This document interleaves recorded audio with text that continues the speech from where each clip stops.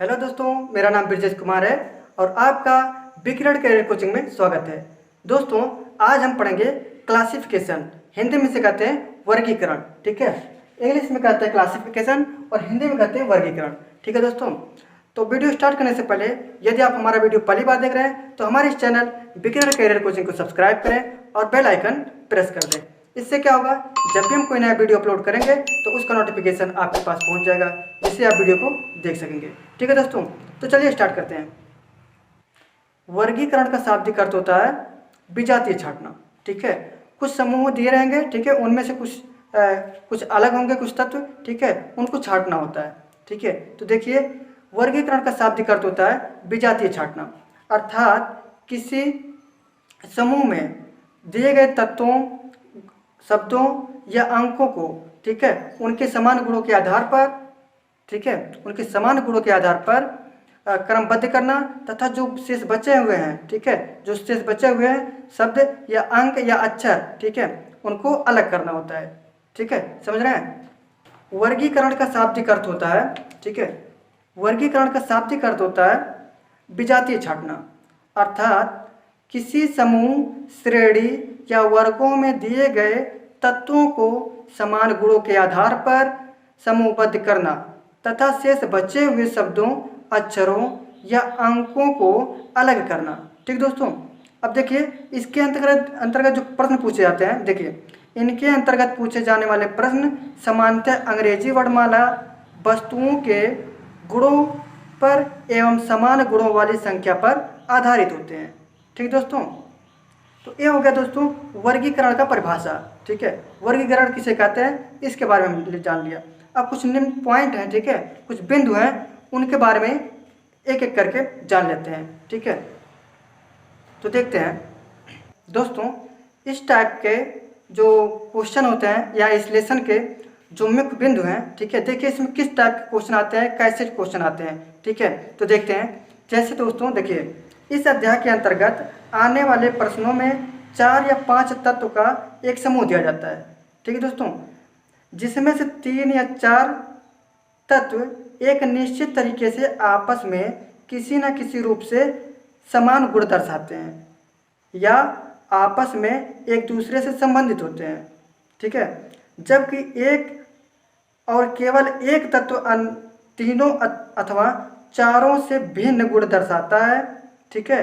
और जो परीक्षार्थी होते हैं उनसे अपेक्षा की जाती है कि वह इसे भिन्न या विजातीय जो है दिए गए वर्ग से इसे अलग करें, ठीक है दोस्तों। इस टाइप के प्रश्न आते हैं दोस्तों, ठीक है। इसी टाइप से प्रश्न आते हैं। आपको 4-5 तत्व दिए रहते हैं, उनमें से एक को छांटना होता है उनके गुण के आधार पर, ठीक है, और उनके जो नेचर है उसके, ठीक है, उसके आधार पर इसे छांटना होता है, ठीक दोस्तों। अब देखिए, इस परिप्रेक्ष्य में ध्यान देना आवश्यक है कि अभ्यर्थी को समानता की वे सभी शर्तें ज्ञात होनी चाहिए जो समानताएं पूछी जाती हैं, ठीक दोस्तों। जैसे शब्दों का वर्गीकरण विभिन्न प्रकार की समानताओं पर आधारित होता है, ठीक है। जैसे अर्थ की समानता, काम की समानता, स्थान की समानता, पद की समानता, वर्ग की समानता, तकनीकी समानता या बनावट की समानता, संख्यात्मक समानता, उपयोग की समानता आदि, ठीक है। वर्गीकरण से संबंधित प्रश्नों को हल करने के लिए सर्वप्रथम विकल्पों में उपस्थित सभी तत्वों के बीच सर्वमान्य संबंध स्थापित करने का प्रयास करना चाहिए। मतलब सर्वमान्य हो, ठीक है, जिसकी वैल्यू ज़्यादा हो, मतलब जिसका इम्पोर्टेंस ज़्यादा हो, ठीक है, उसे स्थापित करने का प्रयास करना चाहिए। फिर जो तत्व स्थापित संबंध की परिधि से बाहर है, मतलब जो इनसे मेल ना खाता हो, ठीक है, वही उत्तर होगा, यानी वही भिन्न होगा। जब जो 3-4 तत्व दिए हैं वो आपस में किसी न किसी रूप से समान है, ठीक है, समान गुण दर्शाते हैं या आपस में किसी तरह से संबंधित हैं, तो वो सब एक समूह के हो जाएंगे। बाकी जो उससे बाहर है, मतलब उससे तुलनात्मक रूप से या फिर उसके समानता नहीं कर पाता है, ठीक है, वही अलग हो जाएगा, ठीक दोस्तों।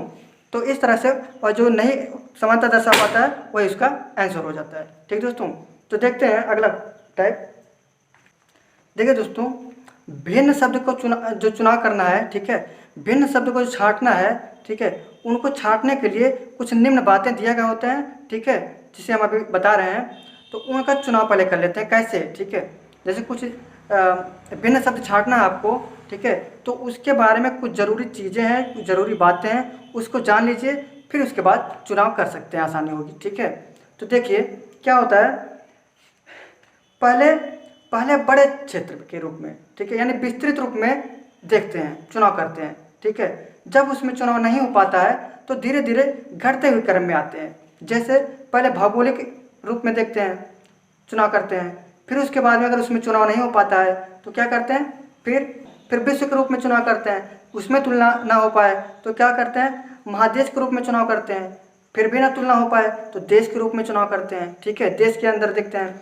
फिर उसके बाद अगर उसमें भी चुनाव ना हो पाए तो दोस्तों क्या बोलते हैं, जिला के रूप में करते हैं। तो जिला के रूप में नहीं हो पा रहा है तो धीरे धीरे क्या करते हैं, शहर के रूप में, शहर का नहीं होता है तो गांव के रूप में, इस टाइप से चुनाव करते हैं। यानी सबसे पहले बड़े से लेकर छोटे क्रम में आना चाहिए, अगर उसमें तुलना ना हो पाए तो धीरे धीरे घटते हुए क्रम में चलना चाहिए, ठीक है दोस्तों। तो देखते हैं, जैसे मैं एक एग्जाम्पल दे रहा हूँ, ठीक है, जैसे दिया है दोस्तों। तो देखिए दोस्तों, एग्जाम्पल रहा आपके सामने, कह रहा है, पहला दिया 4 ऑप्शन दिए हैं, ठीक है, 4 ऑप्शन में कुछ तत्व दिए हैं। जैसे देखिए दिया कुरुक्षेत्र, ठीक है, फिर दिया हल्दी घाटी, सारनाथ, पानीपत, ठीक दोस्तों। तो ये जो दिए गए हैं इस शब्द में, इनमें आपस में देखिए तुलना कीजिए। सबसे बड़े क्षेत्र में पहले देखिए, तो दोस्तों देखिए सब किसी जगह का नाम है, ठीक है, और सब जगह के नाम है, ठीक है। तो इसमें से तुलना करिए कि कौन कौन सी चीज़ आपस में समान है, ठीक है। तो देखिए कुरुक्षेत्र दोस्तों, यहाँ पे एक युद्ध स्थल है, ठीक है, यहाँ पे युद्ध हुआ था, ठीक है।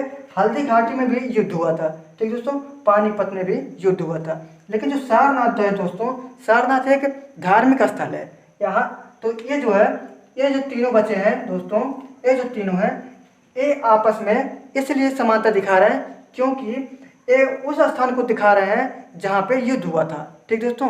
ये सब फेमस युद्ध वाले जगह पे है, ठीक है। जहाँ की सारनाथ दिया दोस्तों, सारनाथ आपका एक धार्मिक स्थल है, ठीक है। तो सारनाथ आपका इन तीनों से भिन्न है, मतलब आपका उत्तर हो जाएगा सारनाथ, ठीक है दोस्तों। इस तरह से तुलना करते हैं, ठीक है। इनके जो अंदर के गुण हैं, ये किस किस मामले में आपस में जाने जाते हैं, ठीक है, इसमें से तुलना करेंगे। आपका इसी आधार पर सी आपका आंसर हो जाएगा, ठीक है दोस्तों। यह तो संभव है कि एक से अधिक चुनाव किया जा सकता है, ठीक है, एक से अधिक चुनाव किया जा सकता है। ऐसी स्थिति में यह भी समझना आवश्यक है कि किसे प्राथमिकता दिया है और किसे ना दिया जाए, ठीक है। इसके आधार पर भी चुनाव करना चाहिए, ठीक है। यह आपका दूसरा पॉइंट हो गया। अब देखिए दोस्तों, तीसरा पॉइंट जो है, तीसरा पॉइंट कहता है, ठीक है, प्राकृतिक सत्यता को प्राथमिकता देना चाहिए, ठीक दोस्तों। प्राकृतिक सत्यता को प्राथमिकता देना चाहिए, ना कि कृत्रिम रूप को, ठीक है, ना कि कृत्रिम सत्यता को प्राथमिकता देनी चाहिए। जैसे दोस्तों देखिए, सूर्य आपका जो है प्राकृतिक चीज़ है, ठीक है, और पेड़ पौधे प्राकृतिक चीज़ है, ठीक है दोस्तों। और ये देखिए जो चंद्रमा है प्राकृतिक चीज़ है, ठीक है। तो अगर इस टाइप के कहीं क्वेश्चन आते हैं तो इनको सबसे पहले वैल्यू देना चाहिए क्योंकि ये प्राकृतिक चीज़ है, ना कि कृत्रिम रूप के, ठीक है। जो कृत्रिम सत्यता है उसको प्राथमिकता नहीं देना चाहिए, सबसे पहले आपको प्राथमिकता देना है प्राकृतिक चीज़ पे, ठीक दोस्तों। फिर अगला पॉइंट देखिए, तो देखिए दोस्तों इसका एग्जाम्पल देख लीजिए दोस्तों, ठीक है। दिया दोस्तों पनीर, दही, दूध, घी, ठीक है दोस्तों। अब इन तीनों में देखिए, चारों में तुलना कीजिए, समानता ढूंढिए और भिन्न रूप ढूंढिए, ठीक है दोस्तों। इसमें क्या है, पनीर, दही, दूध, घी। अब कौन सा भिन्न है, कौन सा समान है, देखिए दोस्तों। अब इसमें जैसे देखिए दूध, ठीक है, देखिए पनीर जो है आपका, पनीर, दही, घी, ये आपका इस दूध से बनाया जाता है, ठीक है दोस्तों। पनीर, दही, दूध, पनीर, दही, घी, ये सब इस दूध से बनाया जाता है। लेकिन दोस्तों आपको पता होगा, सबको पता है कि दूध को बनाया नहीं जा सकता है, ठीक है। दूध को बनाया नहीं जा सकता है, चाहे वो गाय का दूध रहे, चाहे बकरी का, चाहे भैंस का, ठीक है दोस्तों। यह दूध उसी अवस्था में गाय, भैंस, बकरी आदि से प्राप्त किया जाता है, दूध को बनाया नहीं जा सकता है। इसलिए इस तीनों से यह दूध जो है भिन्न है दोस्तों। तो आपका आंसर हो जाएगा ऑप्शन सी, ठीक दोस्तों। इस प्रकार से तुलना करना चाहिए। अब देखिए अगला पॉइंट क्या है, उसे भी देख लीजिए, जान लीजिए, जरूरी है। अगला पॉइंट है कि उत्पाद और क्रिया दोनों हो तो पहले उत्पादन को प्राथमिकता देनी चाहिए। ठीक है, कह रहा है उत्पाद एवं क्रिया दोनों हो अगर तो पहले उत्पादन को प्राथमिकता देनी चाहिए। ठीक दोस्तों, तो फिर अगला देख लीजिए, वर्गीकरण अध्याय के अंतर्गत, ठीक है, श्रृंखला का नियम नहीं लगाना चाहिए, क्योंकि जो भिन्न है उसे किसी भी स्थान पर रखेंगे दोस्तों तो अंत में भी वह भिन्न ही रहेगा। ठीक है, तो इसमें श्रृंखला का नियम नहीं लगाना चाहिए। ठीक दोस्तों, तो हो गया आपका 5वां पॉइंट। ठीक दोस्तों, अब देखिए दोस्तों कुछ टाइप है क्वेश्चन के टाइप। ठीक है, देखिए किस प्रकार से आते हैं क्वेश्चन। देखिए दोस्तों, टाइप 1, टाइप 1 जो है दोस्तों, देखिए कह रहा है शब्द पर आधारित, शब्द पर आधारित प्रश्न। ठीक है दोस्तों, शब्द पर आधारित प्रश्न आएंगे। ठीक है, इसमें देखिए दोस्तों क्या होता है कि जैसे देखिए कह रहा है इसके अंतर्गत 4 या 5 शब्द अथवा 4 या 5 शब्दों के समूह दिए गए होते हैं। ठीक है, 4-5 शब्द या शब्दों के समूह दिए हुए होते हैं, जिसमें से 3 या 4 किसी प्रकार से एक समान होते हैं। ठीक है, अब परीक्षार्थियों को यह ध्यान में, अब परीक्षार्थी को इनमें से एक ऐसे शब्द अथवा समूह को चुनना होता है जो अन्य शब्द या समूह से मेल खाता ना हो। ठीक है दोस्तों, अब शब्द पर आधारित प्रश्नों को हल करने के लिए परीक्षार्थी को मोटे तौर पर सामान्य ज्ञान, ठीक है, यानी सामान्य जानकारी होना जरूरी है। ठीक है, तो देखिए जैसे क्वेश्चन एक एग्जाम्पल ले लेते हैं दोस्तों। ठीक है, एग्जाम्पल में देखिए ऑप्शन कर रहा है ए धान, बी गेहूँ, सी बाजरा, डी तिल और ई जो है ज्वार दिया है। अब दोस्तों आपको इनमें से भिन्न चीज़ें, जो भिन्न शब्द हैं उसे अलग करना है।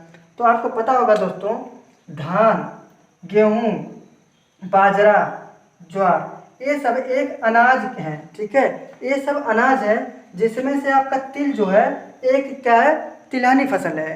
ठीक है, एक तिलहनी है, तिलहन है। ठीक है, तो इसलिए आपका तिल जो है अलग हो जाएगा। ठीक दोस्तों, एक तिलहन का फसल है इसलिए आपका ये अलग हो जाएगा। इसमें से आंसर हो जाएगा आपका डी।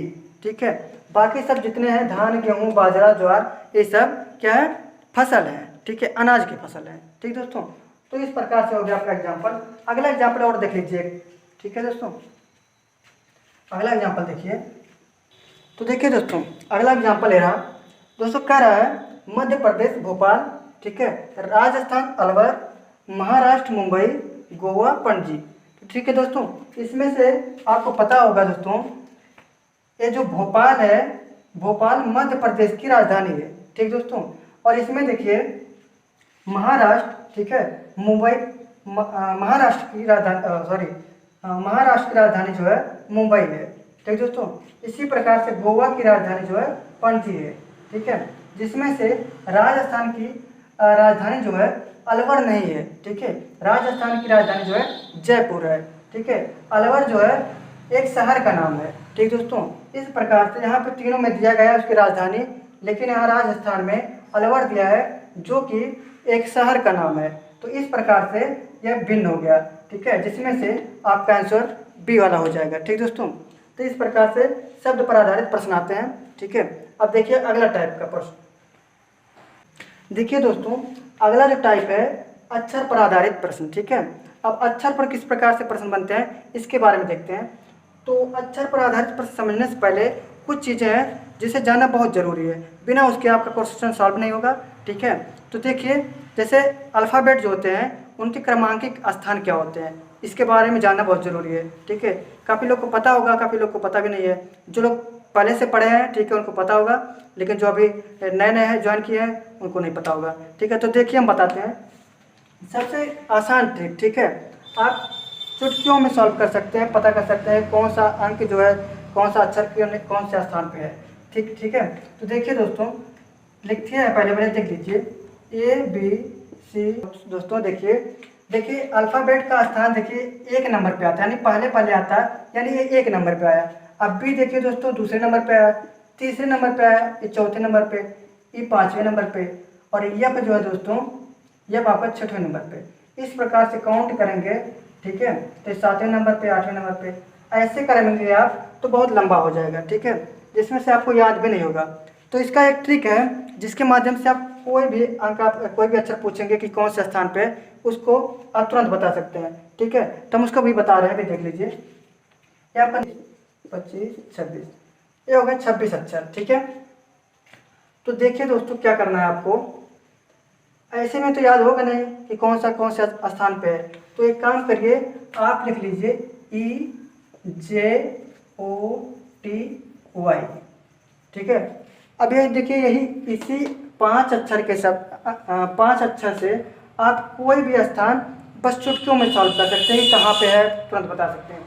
ई का मान दोस्तों होता है 5, ठीक है, ई के स्थान पे 5 लिख दीजिए।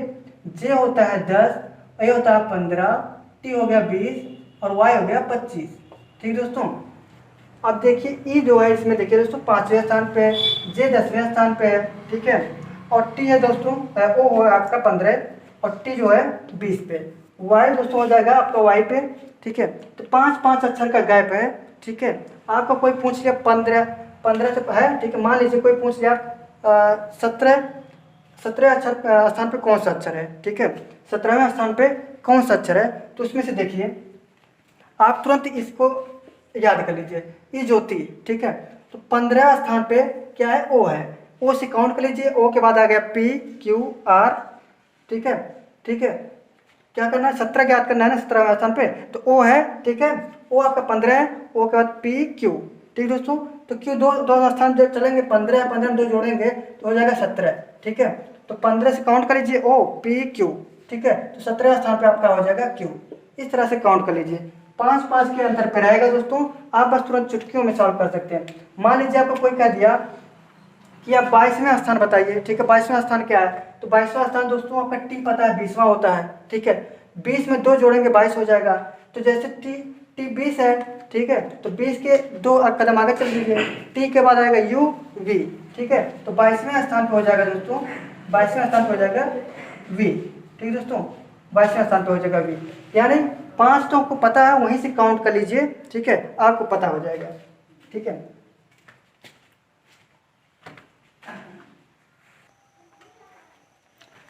देखिए दोस्तों और भी हम एग्जांपल दे रहे हैं, ठीक है। जैसे देखिए आपको पता करना 16वां स्थान कौन सा है, ठीक है, 16वें स्थान पे कौन सा नंबर है। तो देखिए 16वें स्थान पे कौन सा अक्षर है, ठीक है, तो 16वें स्थान पे कौन सा अक्षर पता करना है। तो आपको 15वां पता है, ठीक है, 15वां यहाँ का पता है, देखिए ओ है, ठीक है, 15वां ओ है, एक जोड़ेंगे तो 16 हो जाएगा, ठीक है। यानी ओ के बाद एक कदम और चलिए, ओ के बाद क्या आता है दोस्तों, पी आता है, ठीक है, तो 16वां स्थान हो जाएगा आपका पी, बस। अब देखिए मान लीजिए आपको पता करना है कि आपको पता करना, मान लीजिए जैसे मान लीजिए 12 का पता करना है कि 12वें स्थान पे कौन सा अक्षर है, ठीक है। तो आपको 10 वाला पता है, 10 जे है, ठीक है, 10 आपको पता है, 10 नंबर जे है, ठीक है। अब 10 में 2 जोड़ देंगे दोस्तों, 10 में 2 जोड़ दीजिए, 2 कदम आगे चल जाइए, तो क्या हो जाएगा, 10 में 2 जोड़ेंगे आपका हो जाएगा 12, और 12वां स्थान जो होता है दोस्तों जे के बाद पढ़ लीजिए 2 कदम, जे के एल, ठीक है, यानी यल जो है दोस्तों, यल आपका हो जाएगा 12वां स्थान। वहीं से काउंट कर लीजिए, 5-5 का गैप है, कहीं से भी कोई पूछेगा बता सकते हैं, ठीक है। अब अगले क्लास में दोस्तों हम इसके बारे में विस्तृत जानकारी देंगे, यहाँ पे बस थोड़ा सा देख लीजिए, ठीक है, अगले में हम इसके बारे में पूरा विस्तार से बताएंगे, ठीक है।